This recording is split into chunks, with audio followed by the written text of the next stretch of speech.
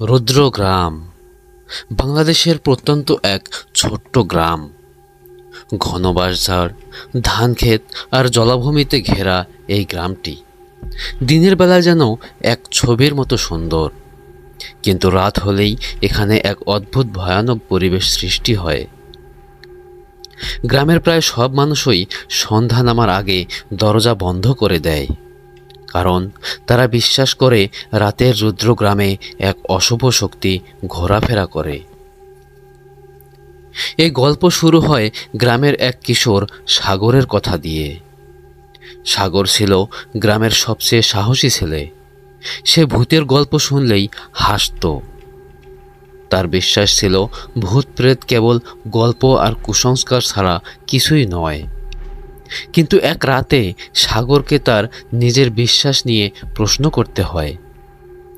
সেদিন পূর্ণিমার রাত ছিল। গ্রামের একটি পুরনো পরিত্যক্ত জমিদার বাড়ি ছিল ভয়ের উৎস। বহু বছর আগে জমিদার বাড়ির দয়ারাম সাহাকে খুন করা হয়েছিল তারই এক নিকটাত্মীয়ের হাতে। সেই হত্যাকাণ্ডের পর থেকে কেউ আর সেই বাড়ির কাছাকাছি যায় না। গ্রামের মানুষ বিশ্বাস করে দয়ারামের আত্মা এখনও সেই জমিদার বাড়ির ভেতরে বন্দী।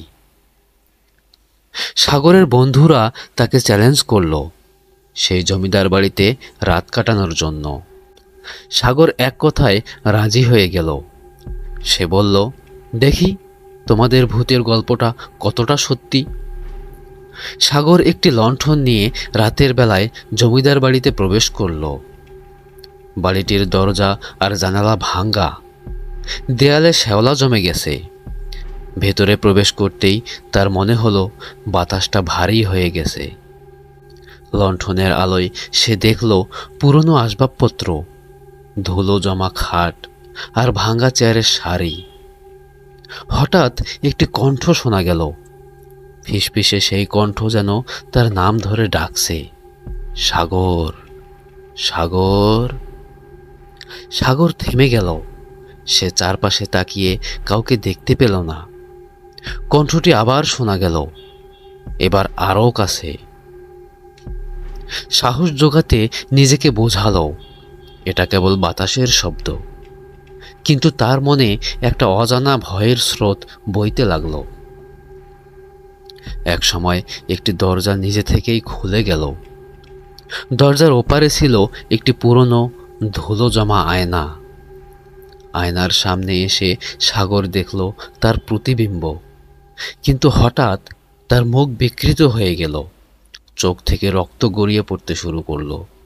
সাগর চিৎকার করতে চাইল, কিন্তু তার গলা দিয়ে কোনো শব্দ বের হলো না।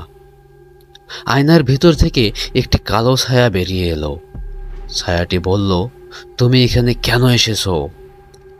দয়ারাম সাহার বিচার এখনো হয়নি, আমার প্রতিশোধের আগুন নিভেনি। সাগর ভয়ে দৌড় দিতে গিয়ে দেখল দরজা জানালা সব বন্ধ হয়ে গেছে। সে বুঝল তার জন্য কোনো সহজ উপায় নেই। ভোর হতে না হতেই গ্রামের মানুষজন জমিদার বাড়ির বাইরে সাগরের চিৎকার শুনল। তারা এসে দেখল সাগর অজ্ঞান হয়ে পড়ে আছে।